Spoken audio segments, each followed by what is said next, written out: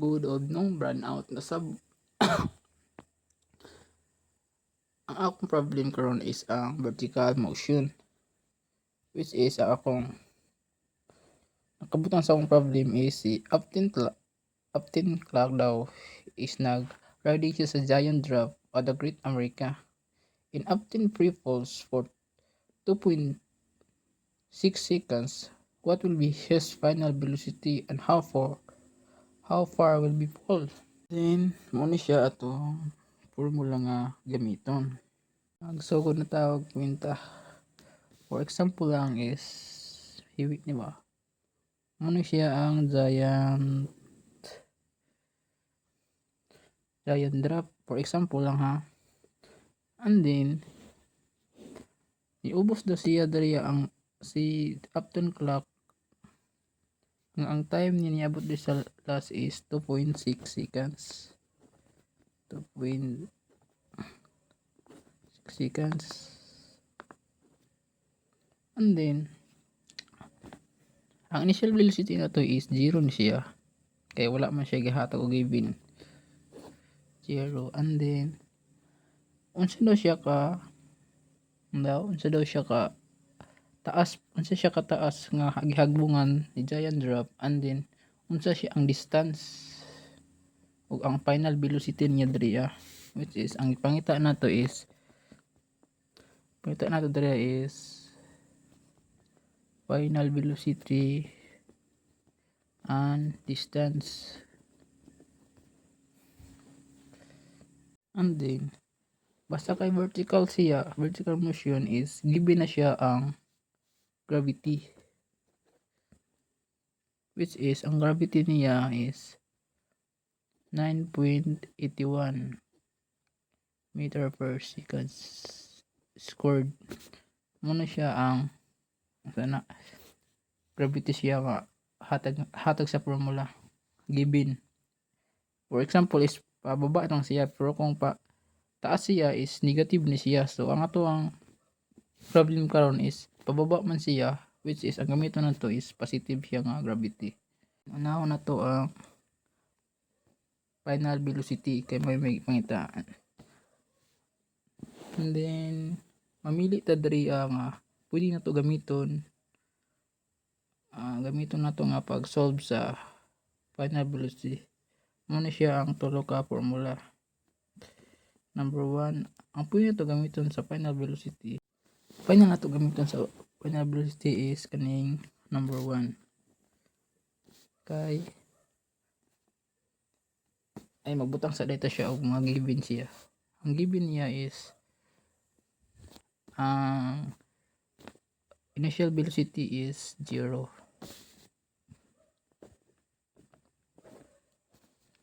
And then 0 ang initial velocity, and then ang time niya is pila to 2.6 seconds. 2.6 seconds. And then ang acceleration is given naman siya ang acceleration or ang gravity. It's siya pababa man siya, so gamit ito positive 9.81 meter per seconds squared. Ang pangitaon na to is ang final velocity, which is kani given naman ang muna siya pangitaan, din given ang time, and then nanapod ang final initial velocity, and then ang gravity. Muna siya suwaton sa nato.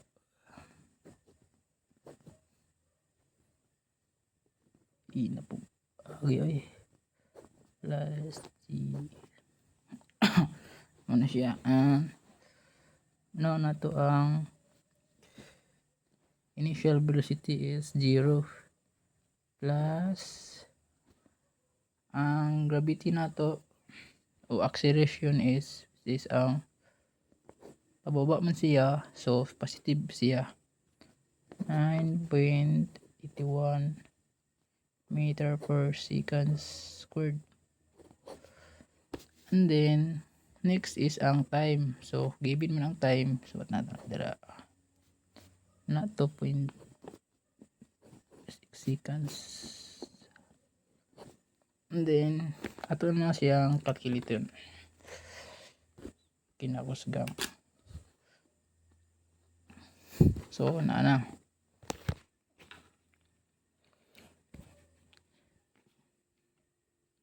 9.81 times 2.6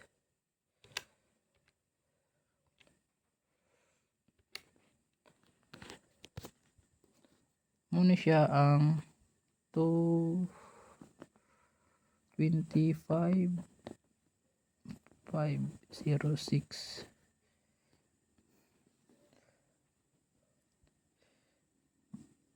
muna siya ang ato ang final velocity meter seconds. So nakuha na nato ang final velocity ani, which is di maigo, which is ang final velocity din siya ning isakyan ni Upton clock is gikan sa ubos diri di ay is 25,506 meter per seconds. And then next is naman ta sa final velocity, which is kani. And then dito naman ta sa how far will he fall, which is ang distance. Sa distance unsa kataas daw ang isakyan ni Upton clock nga giant drop. And then mo siya nga formula atong gamiton. Atong gipangita is ang distance which is kani distance. And then ang initial velocity is given na siya kay 0, mo siya nihatag siya og siya nihatag og given, so 0 na siya automatic. And then 1/2 is ang gravity niya is pababa is given gyapon time. So ato na isuwat distance bi plus 1/2 gravity time squared.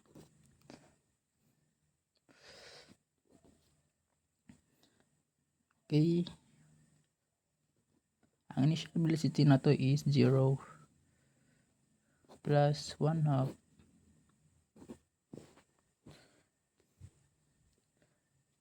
next is ang gravity. Kay pababa man siya mo to 9 meter 81. And then time. Ang time kay katumang namandaan ang time 2.6.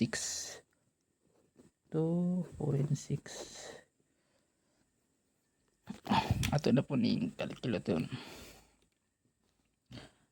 1/2 times 9.81 times squared din siya squared. Matag-butang squared. And then on up 2.6 squared. So nakuha na nato ang distance niya, which is 33.1578.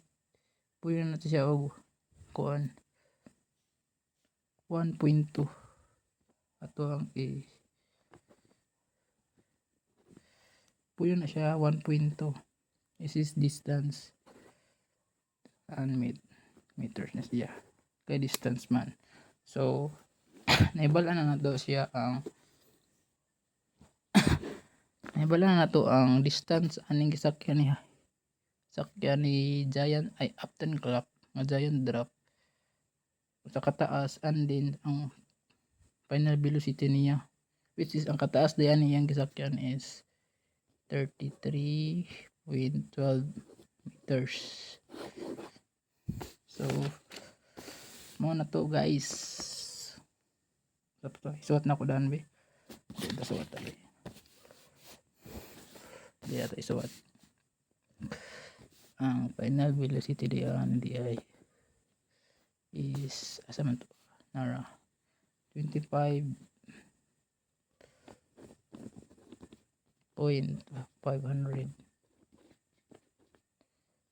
meter per seconds, and then ang distance niya is 33 point